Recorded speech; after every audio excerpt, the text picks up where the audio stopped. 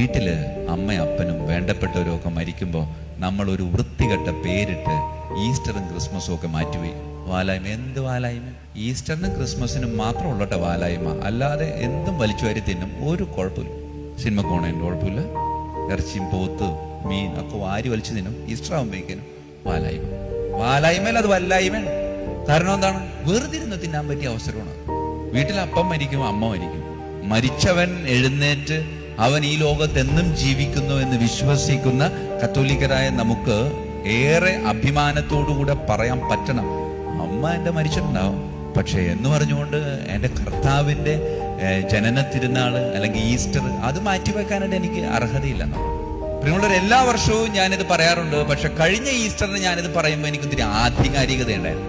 കാരണം എൻ്റെ അമ്മ മരിച്ച് മോർച്ചറി കിടക്കുക, എനിക്ക് വേണമെങ്കിൽ അതിൻ്റെ കൂടെ പോയിരുന്ന് കരയാമായിരുന്നു. പക്ഷെ അത് കരയാതെ ഞാൻ ഈ അൾത്താരയുടെ മുമ്പിൽ നിൽക്കുന്നത് വിശ്വാസത്തെ പ്രതിയാണ്. വിശ്വാസം എന്ന് പറയുന്നത് മരിച്ചവരിൽ നിന്ന് ഉയർത്തെഴുന്നവരാണ്. കാരണം കർത്താവിൻ്റെ മക്കളാണ് നമ്മൾ ഓരോരുത്തരും. അതുകൊണ്ട് പ്രിയമുള്ളവരെ, വളർന്നു വരുന്ന കുഞ്ഞുമക്കളോട് പറഞ്ഞു മനസ്സിലാക്കണം, ഞാൻ മരിക്കുമ്പോൾ നീ കരഞ്ഞോ, അത് കുഴപ്പമില്ല, പക്ഷെ ഈസ്റ്റർ ക്രിസ്മസ് ആഘോഷിക്കാതിരിക്കുക.